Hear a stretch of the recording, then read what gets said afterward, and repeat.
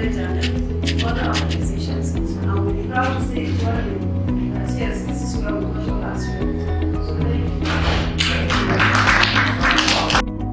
So So these things are unfolding before us. So how can we get the traditional institutions, the religious leaders, the people that lead at community level to come together and begin to address this challenge?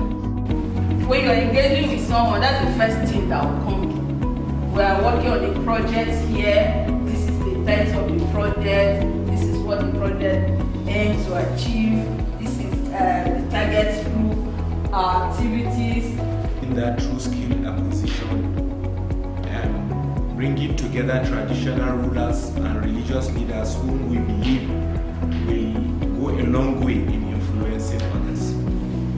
Creating resilience for that.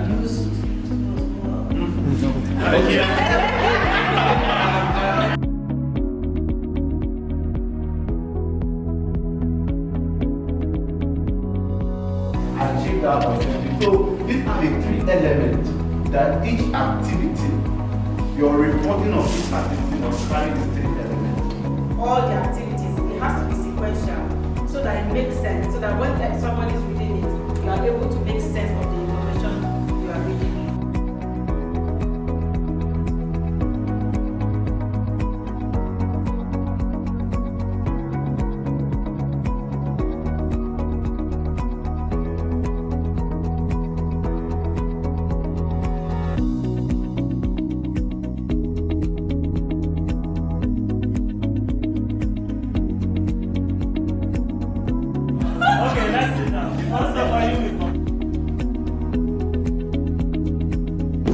We plan to seriously use the weapon of advocacy to penetrate the communities in collaboration with community leaders, traditional leaders, youth leaders, women leaders, and all stakeholders in the selected communities. And we do hope and pray that at the end of this program, it is really going to be a very great reduction in the rate of crime, both in the selected communities and the surrounding communities that are going to be secondary beneficiaries to the program.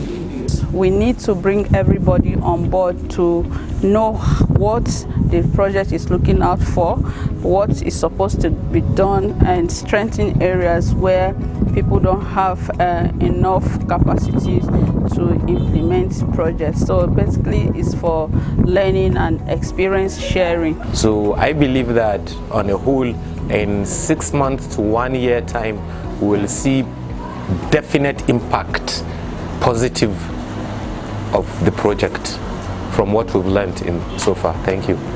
I think before the start of any project, one needs to have an understanding of the project focus and the deliverables. At the end of the day, there are certain things that are expected of you. Having a workshop like this makes things clear for you. So I think I've really benefited a lot. I have a good understanding of what's expected of me, and I believe with this workshop now, I can be able to see certainly we'll achieve a lot of positive results. So GCERF is delighted to actually commence the program in Katsina. Katsina was identified through evaluation studies and using indicators across several parameters which are known to be drivers of violent extremism.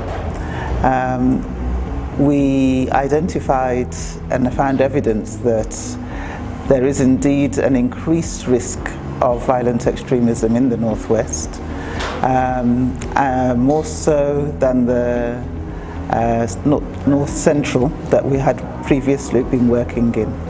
So the states of Katsina, Kano, Kaduna and Sokoto were identified, and so we basically use very much an evidence-based approach to identify those states most vulnerable on the prevention side of violent extremism.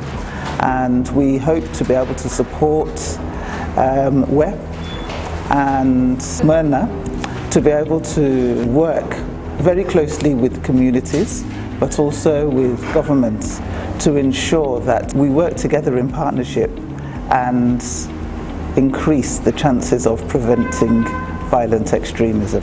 So the capacity development activity was an onboarding process for us, where we brought partners that were working on the PVE intervention in Katsina State together to get a shared understanding of the project, the initiatives, and also to develop their capacities before we begin the actual implementation of activities.